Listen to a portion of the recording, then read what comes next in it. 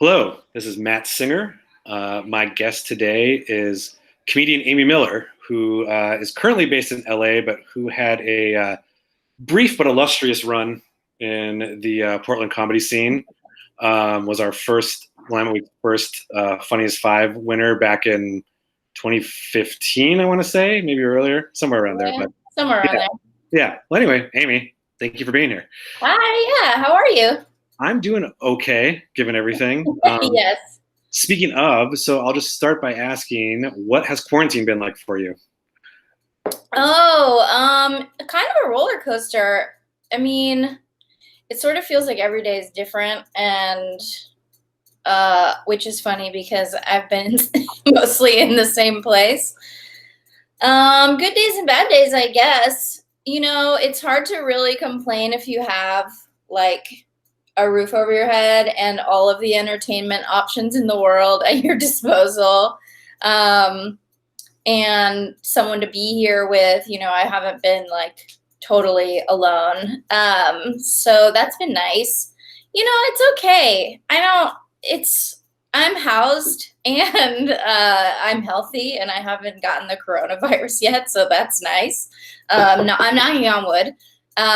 You mentioned to me yesterday that you had an audition. Oh Um, yeah, so I'm still doing, we're a lot of us are doing like self-tape auditions and I do a lot of voiceover auditions too. And so and that's nice because you can do it from home. It's not the same quality as if you go into like your agency studio or whatever, but it's still kind of makes you feel like you're in the mix and you're still like participating in a job that you had before that now feels very abstract. But self tapes are a funny thing for acting. Just like sitting in your house and acting to your laptop they're always weird. It's weird for a casting director, but at home it's even stranger, especially when, the last few weeks I've been by myself. So I'm like, record myself reading the other lines in like a slightly different tone. And then, yeah, so I've been doing a lot of those. Obviously, you are not doing stand up now, right now. Um, do you miss it? Yes, I miss it so much. And I've done a lot of shows online. We've been doing like Zoom shows and stuff and um to varying degrees of success and comfortability. But it's something, it's a lot of the time you can hear the audience laugh and so it's like a good way to work out new material and I've been writing new jokes.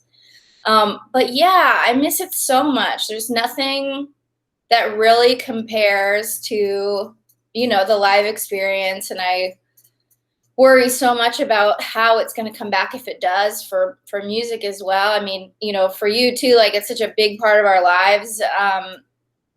I miss it terribly, and it's also an outlet, and it's we all become adrenaline junkies and we have our community, and I worry, like I'm doing okay, like my whatever depression anxiety is manageable, um as far as like I'm surviving.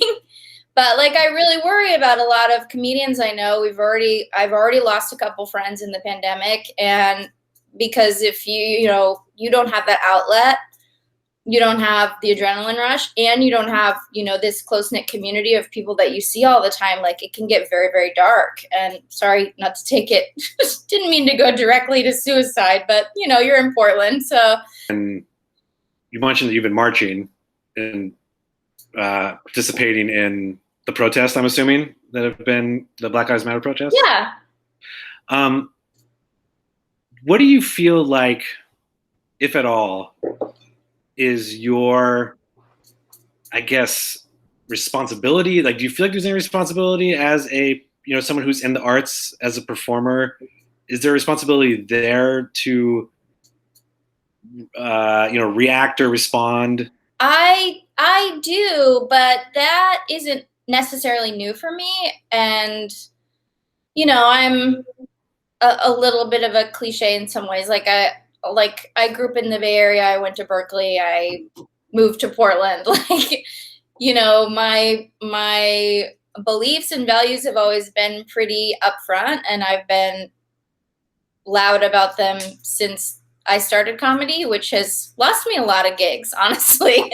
So I've always felt that way, and it's nice to see other people, like my colleagues, who, up to Jim Gaffigan, like people who just never really talk about their beliefs, or even in their jokes, like they're mostly silly, lighthearted things. And it's been nice to see everyone else kind of like speak up, whether or not, I'm not saying this about Jim Gaffigan, but whether or not for some people it's just self-serving in the moment, because that's the way things go. And so, for capitalism's sake, you make a choice to not lose fans. But yeah, I've always thought that it was important. And I've always been kind of in a place where if I did lose work by being outspoken about things that I care about and that I believe are right, so be it. I'd rather do this job with integrity and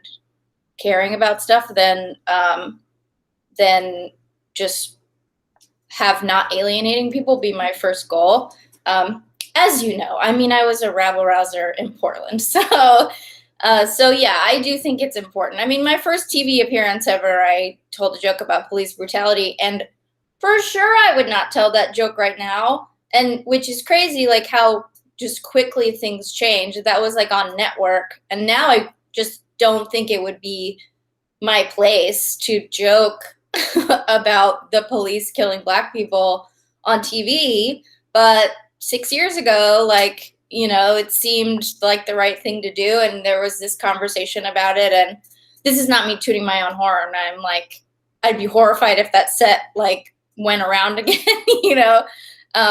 But yes, long answer for yes. I think it's always been important, but people are very cowardly, comedians especially, and really historically have not wanted to be out loud about, caring about a lot of things if it meant that they might lose work. You've been gone from Portland for 4 years now.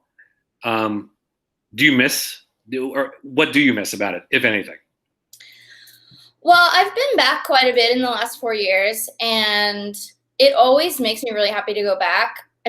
Portland, pound for pound, is like one of the most beautiful places. And what I always tell people, it's a great place to visit. Go for 3 days. Don't accidentally stay for 3 years. No, I miss a lot of things about it. I miss my friends. I miss the comedy that I did there, the music venues that I worked for and also went to all the time, like the food. But it still get just this, it's just so romantic to me, every time I go back, I go on long walks and walk across the bridges, and it's, there isn't a prettier place, but I do not miss Portland as a whole, sort of the culture of Portland.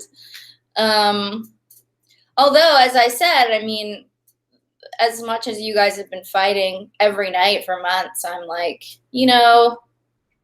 there are so many pluses to that place.